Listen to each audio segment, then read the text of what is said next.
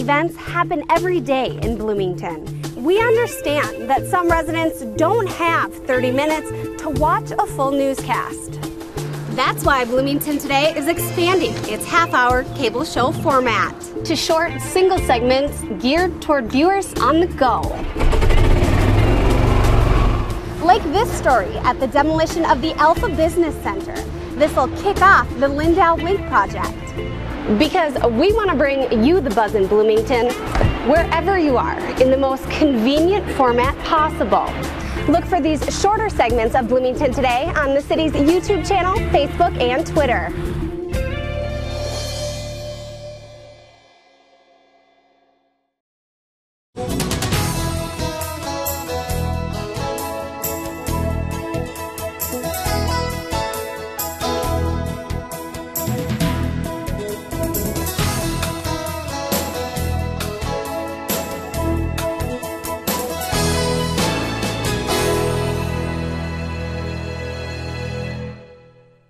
Welcome to Bloomington Today. I'm Kaylin Cockrell. Thanks for joining us. Summer is in full swing, so what better time than now to feature a summer-themed Bloomington Today. Throughout this episode, we'll be sharing some of our favorite summer activities, as well as highlighting some safety tips for residents to keep in mind during the warmer months in Minnesota. Reed Erickson brings us this story highlighting proper food handling while picnicking and barbecuing this summer. On a rainy Monday, it can be a hot day or it can be a cold day. You still have to take precautions with the food and make sure that it's safe. This noon lunch is one of the safest in town. Cooking food properly is important to prevent you, your family, and guests from getting sick. Our main role is to make sure that the food that the citizens of Bloomington and also Richfield get is safe. As the coals are stoked and the grill is set, first things first. Generally, we'd like to have warm soapy water, soap, running water, paper towels. That's the ideal situation for really properly cleaning your hands and getting any bacteria off of them. Doesn't always happen. Here we are, we've got some running water over there, but it's not warm. So if you don't have hot running water, you can use hand sanitizer. It's not a replacement for hand washing in any way, shape, or form, but it is a good second place. On the menu today, both pre-cooked and raw meats. We brought a little cooler here. You'll see, I'll open it up. We've got some blue ice packs that are pre-frozen here and down inside as well to keep the food chilled. I have in this cooler our cooking utensils, as well as a couple of packs of some pre-cooked brats that we'll be grilling up here shortly, and also a couple of packs of ground beef patties that are all packaged here, and we also have a couple of containers of some marinated chicken breasts that we'll be grilling up. And especially temperature, foods, raw meats especially, you want to make sure that you cook them thoroughly, no matter what the temperature is there. Foods like these that are pre-cooked, these are essentially ready to eat. So heating these to any temp that's essentially palatable is okay, but raw burgers, chicken, no matter, no cutting corners there. You want to make sure you fully cook those meat products. Jeff puts the foods that require the highest temperatures on last. Some marinated chicken, and this looks delicious here. I'll try to grab onto a. You can hear that sizzle.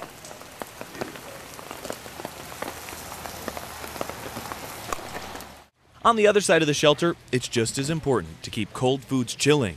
Keeping cold foods cold during the picnic or grilling event is real important, because when foods get too warm, they can grow bacteria. So if you don't have the luxury of a refrigerator, you can rely on coolers, which we showed earlier with Jeff, having ice packs, cooler, the potentially hazardous foods, meats, salads, those kinds of things in the cooler. If you don't have that, or once you start serving, this is a great way to do your best at keeping things cold. So if you've got a salad, you can submerge it in a bowl and then fill ice around it. and that will do a pretty good job of keeping the food cold. Another thing that you want to be sure is that you've got dispensing utensils, so that people are actually not using their bare hands to get the food. So for instance, on the pickles over here, we just have a fork, so that people can use the fork rather than going in and grabbing it with their bare hands. Using utensils helps prevent bugs from getting into the food. Keeping cold food cold prevents bacteria from growing as fast. Back at the grill, it's critical to make sure the food is thoroughly cooked. A certain style of thermometer that I'd recommend using, it's fairly inexpensive, and that is actually a digital thermometer. And I have perhaps the best way to show this is Jeff uses the thermometer to make sure that this chicken is done enough so it's safe to eat. So we're looking for a minimum temp of 170 on chicken breast. This one right here is a little bit over 180, so it's fully cooked. This is fully done, ready to serve. Just make sure that the juices of the meat run clear. You can cut it open, have a look to see that it's fully cooked inside. So at least want to make sure that the meat juices run clear. Same with the chicken.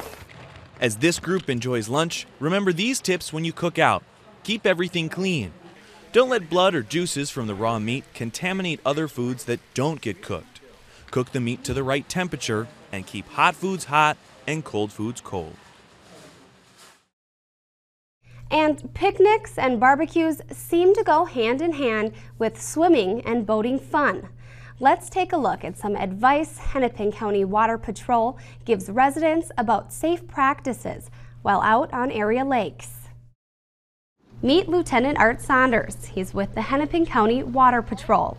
He and his teams are out on all the Hennepin County lakes, making sure boat operators, passengers, and residents enjoying the lakes are being safe. When we're out on the lakes, we're looking for people who are speeding. We are looking for people who might be sitting on a gunwale. We're looking for people who are just acting in an unsafe manner. And again, it's our whole purpose. The Sheriff's Office Water Patrol is to educate people. We don't want to be the bad guys. We would rather educate you so you would learn, so you'll be safe. Although the weather warmed up early this spring, Lieutenant Saunders says the temperatures in area lakes are much lower than the outdoor temps we've seen recently. Ice was out about March 20th this year, and the waters are still very cold. Right now, I did check the temperature in Lake Minnetonka. It was 59 degrees this morning. At 50 degrees, without a life jacket, your body is losing about 26 times the heat faster than it would if you were outside. Put yourself without a life jacket, you have about 9 minutes to last in the water before you lose consciousness. Unlike police officers, water patrol units have the authority to make stops without probable cause and conduct safety verifications. We will do stops to do safety checks to make sure you're in compliance with DNR rules or even navigational rules, just to say that you have enough life jackets per people, that you have a throwable, that you have your fire extinguisher on hand. And it does give us that probable cause, which again is why we say if you're going to be drinking while you're out on the lake, get the designated driver. Bush Lake only allows boats with engines that produce 6 horsepower or less on them. So oftentimes you'll see boats trolling or moving slowly. That isn't the case on all lakes in Hennepin County, however, and on hot days when the lakes are crowded with boats, awareness is the key to keeping yourself and others safe. On a high traffic boating day, I would recommend that you slow down. It's just a safety factor for everybody. You have to be able to see out here who's in front of you. If it could be a kayaker, it could be a person in a canoe, it could be a swimmer. There are swimming events out on lakes. Speed is the most important thing. And when taking your watercraft out of the lake, every boat should be inspected carefully. The most important thing that needs to be done when you bring your boat out is, one, pull the boat plug. This has to be out per state law. It's going to get rid of all the lake water that might have accumulated on the bottom of the boat. You'll also want to check around the trailer for any type of weeds that are sticking onto the trailer, onto the propeller, onto the motor. Anywhere on the boat, you want to pull those off the best you can. Going from lake to lake, the best thing again you can do is to wash your boat. It can be just a power wash, cold water, get everything off of it so you don't infect any other lake. Lakes are a great perk to living in Minnesota. And while there are rules to be followed when it comes to boating, Lieutenant Saunders says with some cooperation and courtesy to others on the water, everyone can have a good time and be safe. And whether you're on the water or on the land, City of Bloomington staff are dedicated to making the healthy choice the easy choice. It's that goal that helped develop the city's hiking and biking map. Take a look. Thanks to a brand new hiking and biking map funded through a statewide health improvement program grant, residents can know all their options when looking to get outdoors and get some exercise. This attractive new guide includes clearly marked bike paths, pedestrian paths, parking information, light rail transit routes, and so much more. We're trying to encourage people to live more healthy lifestyles, get out, be more active. It's a lot easier to go out and be active, to ride a bike or to be on a trail when you know where you're going and you know what's involved. A little bit of comfort level, kind of knowing, geez, if I go here, what's going to be there? How long is it? Where do I park? You know, and what are the amenities that I can expect to have there? So it makes your choices a little bit easier. The City of Bloomington has been working hard to get trails in top-notch condition to ultimately make your experience outdoors in the city that much more enjoyable. We're excited to have it. We recognize this is our first draft. If anyone sees anything that they have an issue or, gosh, you know, there's a place where I think you should include on your bike map, you know, feel free to give me a contact in the Parks and Recreation Division, and I would imagine that we'll be updating this map sometime down the road. And on a given day, there can be dozens of children taking their turn on the monkey bars or swings at area playgrounds. Take a look at how city playground inspectors are keeping your kids safe while they play. Playgrounds are meant to be run on, jumped on, and expected to withstand the inevitable rough housing that will occur on them. The 6 certified playground safety inspectors on staff embrace that fact, while making it their personal goals to keep all 54 of Bloomington's playgrounds as safe as possible. There are 2 things we try to accomplish with our program. One, and certainly the most important, is the safety of the children that play on the playground, whether it's in one of our city parks or it happens to be at one of the 10 elementary schools. We want to protect those children and give them a challenging but safe environment in which to play. The second thing that is important is the city's liability related to playgrounds and potential playground injuries. And we certainly want to do everything we can to minimize that liability should a child be injured. So if we have safe playgrounds, hopefully both of those things will be accomplished. The average lifespan of a playground is between 15 and 20 years, depending on use, before it'll need to be updated or replaced. This city has had a playground inspection program in place for the last 30 years, and all the safety inspectors are working toward one common goal. We have those inspectors that are out there checking things all of the time. We're taking calls from residents if they notice anything. You know, we want people to feel comfortable letting us know. And I think that over those 30-plus years, we're very fortunate in saying we have not had any serious injuries. In other words, injuries serious enough that it might have caused a lawsuit or something like that to happen. And certainly the liability of the city is important, but most of all, we just haven't had serious injuries on our playgrounds. And I think our program is a big part of that happening. All new playground equipment installed in our parks goes through a rigorous playground safety audit. And the playground at Westwood Elementary School underwent that safety audit just a few weeks ago.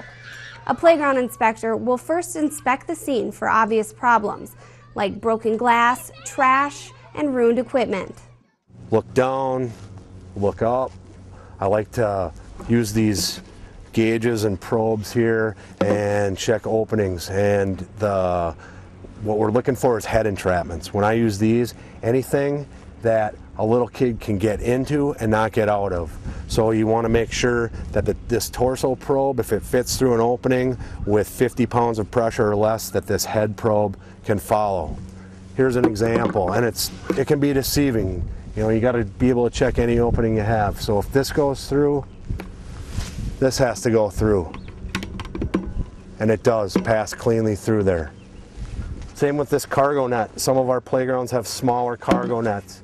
Real firm cable inside. When you're hanging by one, it's made to hold its shape or even can constrict on you. So again, if the torso probe goes through, the head probe must follow. Also checked are different pieces of equipment particular to each playground, whether it be swings, slides, ladders, or railings. And it's important that no matter how creative these kids can get when they're out playing, that these areas are safe for them, and they're safe from falls or any kind of entrapment hazards or anything that can possibly happen out there. We want to minimize the risk. So we've discussed places for adults and kids to get outdoors and have some fun this summer, but what about your pet? Bloomington's got you covered there as well. If you've never been, a summer must is taking your family pet to the off-leash dog recreation area. Take a look at this next story where we highlighted the recreation area and explained how the city continues to get the most bang for its buck by saving money on doggy cleanup bags. Bloomington's off-leash recreation area for dogs is 25 acres of pure pooch heaven. Large grassy areas for the pups to play in, wooded trails, and even a pond for your pet to cool off in. Keeping this park and other city parks well maintained is a must. In an effort to reduce costs on doggy cleanup bags while still providing that service to park goers, the city came up with a cost-effective give-and-take solution. So what we've come up with is a system where the people who actually use the parks with their dogs provide bags, meaning the bags like you get vegetables and fruit from the grocery store or your Sunday paper in.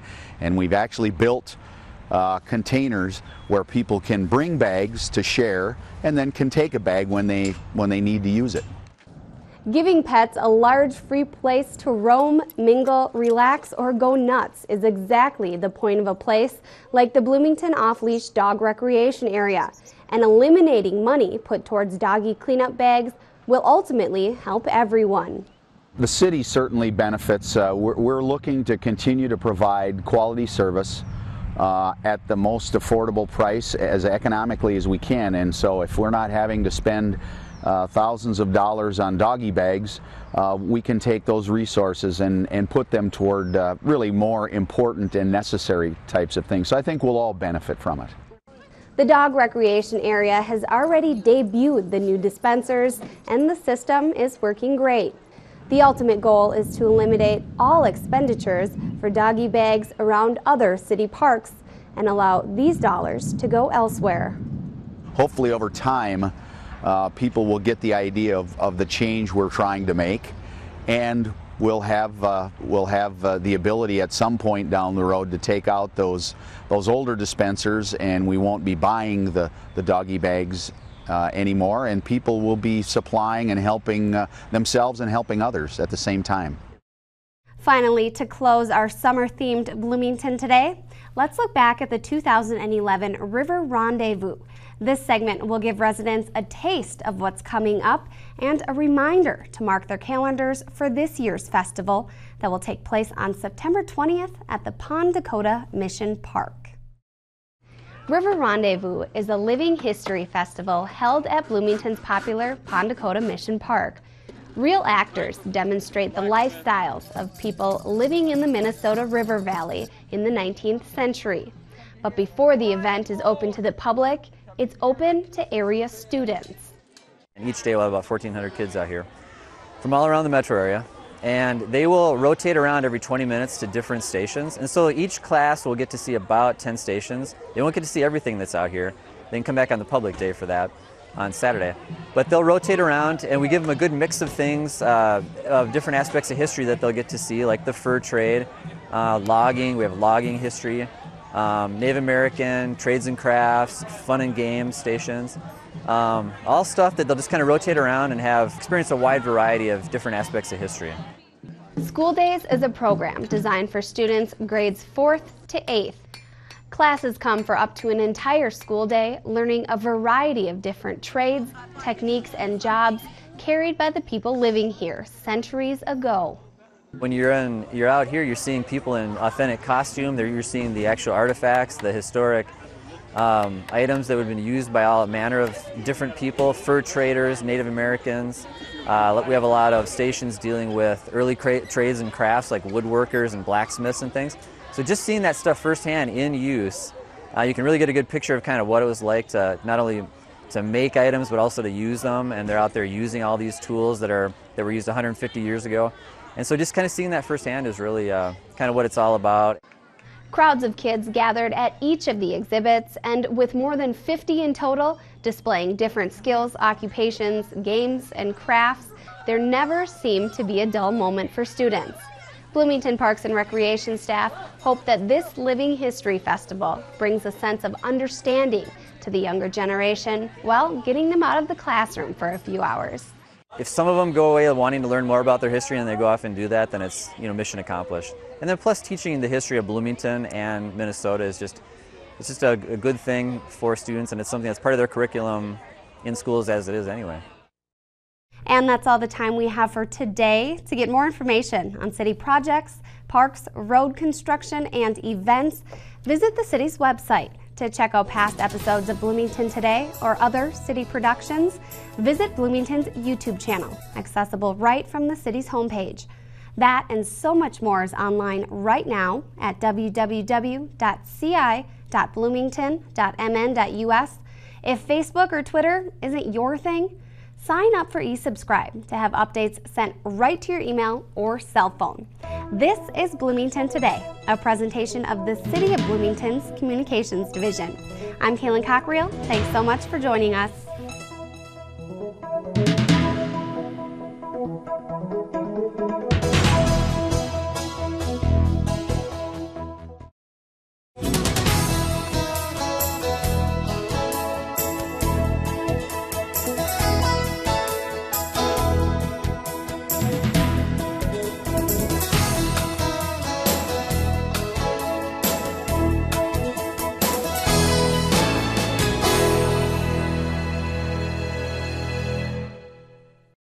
News and events happen every day in Bloomington. We understand that some residents don't have 30 minutes to watch a full newscast. That's why Bloomington Today is expanding its half-hour cable show format to short, single segments geared toward viewers on the go. Like this story at the demolition of the Alpha Business Center. This will kick off the Lindau Link project. Because we want to bring you the buzz in Bloomington wherever you are in the most convenient format possible. Look for these shorter segments of Bloomington Today on the city's YouTube channel, Facebook, and Twitter.